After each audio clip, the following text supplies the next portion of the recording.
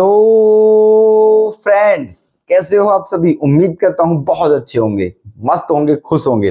तो आज आपके लिए एक ऐसा क्वेश्चन लेकर आए हैं कि आप और भी ज्यादा खुश हो जाओगे और भी ज्यादा मस्त हो जाओगे। दोस्तों देखिएगा, एक बार नजर मारिए। ये लो देखो, हम सामने से हट गए हैं जल्दी से।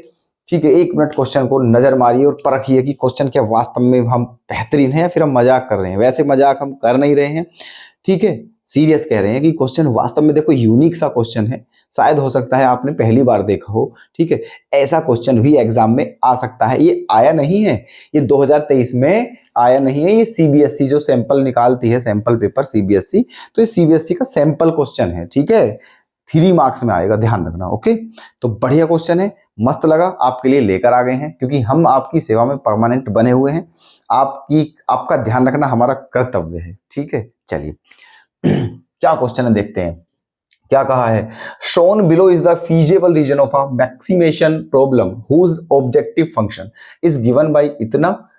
First, list all the constants the problem is subjected to. Second, find the optimal solution of the problem. ठीक है, ये आपको सब कुछ गिवन है, ये फिगर भी आपको गिवन है, ठीक है।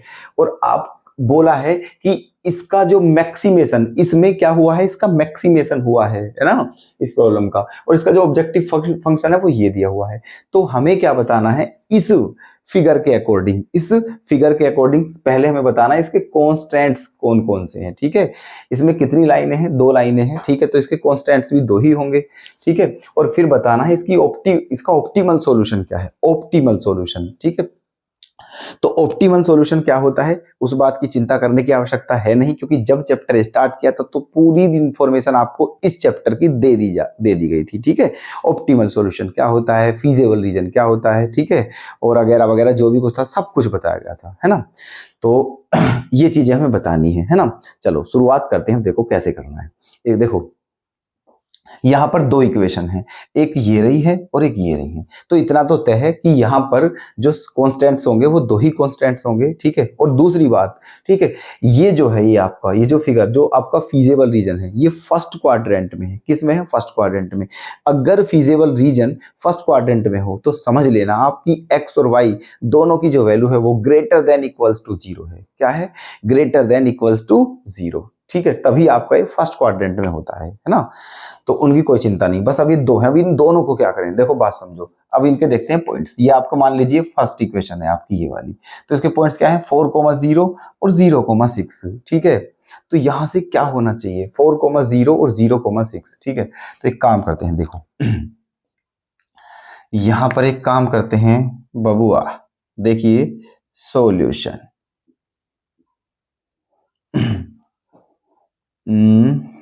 according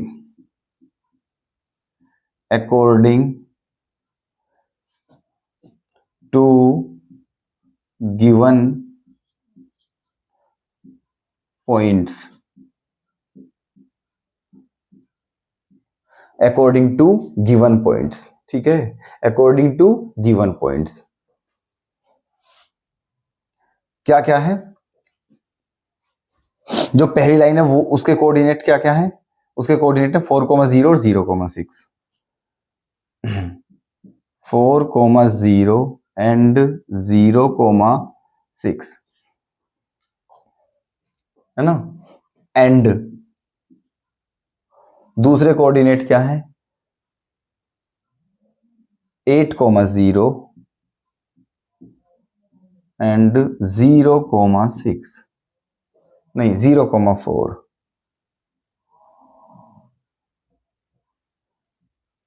0,4, 8,0 और 0,4, ठीक है। तो इन पॉइंट्स के अकॉर्डिंग, ठीक है, क्या इक्वेशन होगी, है ना। जो कॉन्स्टेंट्स होंगे आपके,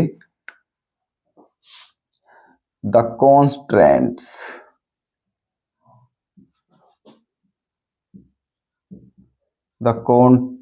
constants are following,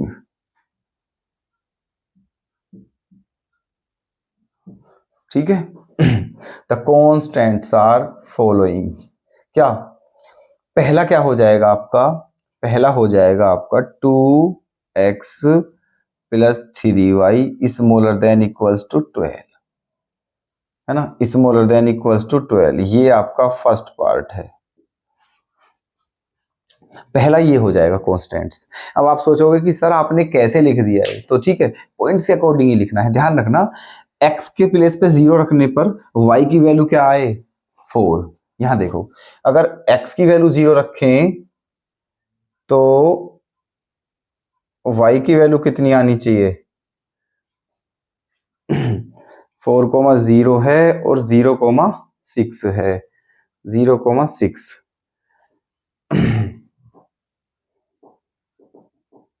देखना क्या ये सेट बैठ रहा है ना, 4,0 0,6, ये उल्टा लिख दिया है थोड़ा सा, ठीक है। 3x प्लस 2y होना चाहिए, क्या होना चाहिए 3x प्लस 2y, ऐसे, ठीक है।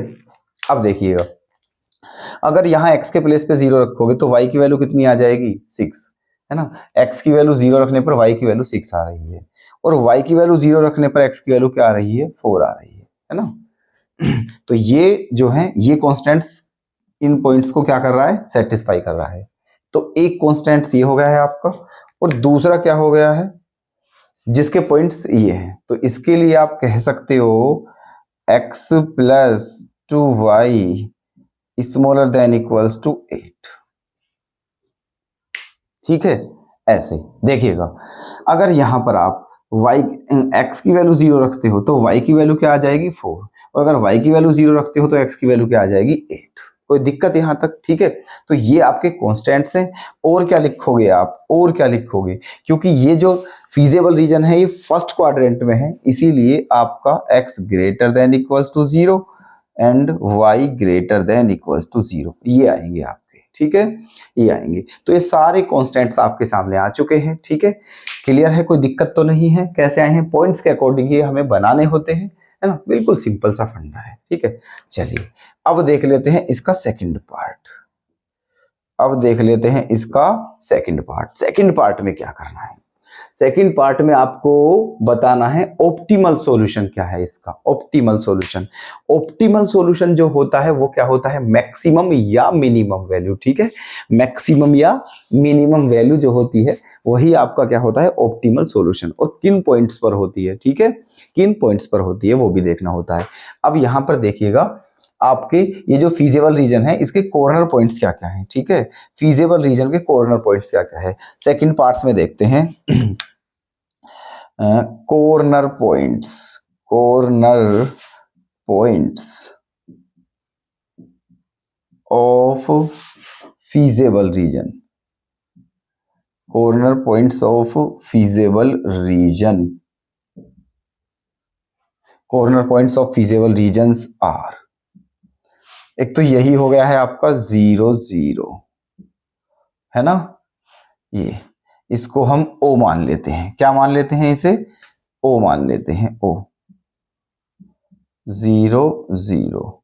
उसके बाद इसको मान लेते हैं A, ये क्या हो गया है 4,0। उसके बाद मान लेते हैं B, है ना, ये हो गया है हमारा 0,4, और उसके बाद मान लेते हैं D, ये वाला, ये हमें पता नहीं है, ठीक है। ये क्या हो गया है हमारा O, ये हो गया है A, ये हमारा B, और ये हो गया है हमारा C, ठीक है। ये है, इसको O मान लिया, इसको A, इसको C, इसको B, है ना। O के कोऑर्डिनेट क्या है 0 0 है, क्योंकि ये ओरिजिन पर है, 0 0 है। A के ये रहे, B के ये रहे, C के और निकाल लेते हैं, ठीक है। अब C क्या है, दोनों का इंटरसेक्शन पॉइंट है, C क्या है, दोनों का इंटरसेक्शन पॉइंट। तो दोनों को जल्दी से सोल्व कीजिए फटाफट से, ठीक है, जल्दी से सोल्व करते हैं दोनों को, है ना। यहां कर लेते हैं साइड में, नीचे की तरफ, from first and second, from, है ना, यहां कर लेते हैं दोनों को solve, from first and second, from first and second. First क्या है 3x plus 2y, 3x plus 2y equals to 12, ये आपकी फर्स्ट है, और x plus 2y x plus 2y equals to 8, ये आपकी सेकंड है। ठीक है, ये आपकी सेकंड है। अब जल्दी से दोनों को सोल्व कर लेते हैं, है ना। कैसे करोगे, कैसे करोगे? अरे माइनस कर दो सीधा सीधा, सिंपल सिंपल दिख रहा है। इक्वेशन 1 में से इक्वेशन 2 को क्या कर देना है, माइनस। तो ये माइनस माइनस माइनस, तो 2y से 2y cancel, 3x minus x क्या हो जाएगा, 2x, और 12 माइनस 8 क्या हो जाएगा, 4। कितनी बार कटेगा, 2 बार। तो x की वैल्यू क्या आ गई है, 2। इसे किस में रख देते हैं, 1 में। यहाँ पर x की वैल्यू 2, तो 3 2 जा 6, 12 माइनस 6 6, तो y की वैल्यू क्या आ जाएगी, 3। y की वैल्यू आ जाएगी 3। ये आ गए हैं आपके किसके पॉइंट्स, ये किसके पॉइंट्स आ गए हैं, c के आ गए हैं। ठीक है, तो c के पॉइंट्स लिख दीजिए यहाँ पर 2,3। आगे बात समझ, ठीक है। तो हमारे कॉर्नर पॉइंट्स आ चुके हैं, सभी के सभी कॉर्नर पॉइंट्स। ठीक है, अब इन सभी पर क्या निकालना है, ऑब्जेक्टिव फंक्शन की वैल्यू निकालनी है। ठीक है, सभी पर ऑब्जेक्टिव फंक्शन की वैल्यू। ठीक है, चलिए तो z की वैल्यू निकालते हैं किस पर, 0 0 पर, 0 0 पर। तो क्या हो जाएगा, 0 प्लस 0 इक्वल्स टू 0। अब z की वैल्यू निकालते हैं किस पर, 4,0 पर, 4,0 पर। 4 तो 5 4 जा 20 प्लस 0, ये क्या आ गया है आपका 20। अब निकालते हैं z की वैल्यू 0,4 पर, तो क्या हो गया है 0 प्लस 4 3 जा 12, तो ये आ गया है आपका 12, है ना। अब निकालते हैं z की वैल्यू किस पर, 2,3 पर, 2,3 पर। तो 2 5 2 जा 10 प्लस 3 3 जा 9, तो ये क्या हो गया है 19। ठीक है, क्या हो गया है 19। अब बताइए इसमें मैक्सिमम वैल्यू कितनी है, इसकी बताइए मैक्सिमम वैल्यू कितनी है। तो मैक्सिमम वैल्यू कितनी है, 20। किस पॉइंट पर है, 0,4 पर। किस पॉइंट पर है, 4,0 पर। तो यही है आपका ऑप्टिमल सॉल्यूशन। ठीक है, ऑप्टिमल सॉल्यूशन। तो इसीलिए optimal solution, optimal solution is 20 at 4,0, 4,0। ठीक है, ऑप्टिमल सॉल्यूशन, ऑप्टिमल वैल्यू क्या होती है, जो मैक्सिमम या मिनिमम वैल्यू जो होती है वो ऑप्टिमल वैल्यू होती है। तो यहाँ मैक्सिमम कितनी वैल्यू है, 20 है, तो यही आपकी ऑप्टिमल मतलब सॉल्यूशन भी कह सकते हो। किस पॉइंट पर है, 4,0 पर। ठीक है, तो यही था इस क्वेश्चन का सॉल्यूशन। अब बताइए क्या क्वेश्चन आपके समझ आया है या नहीं आया है। ठीक है, देखो आना तो चाहिए। तो क्वेश्चन ये बिल्कुल यूनिक सा है थोड़ा सा, लेकिन सिंपल था। ठीक है, आसान था, बिल्कुल आप इसे कर सकते हो। ठीक है, तो इस क्वेश्चन को अवश्य देख कर जाएं।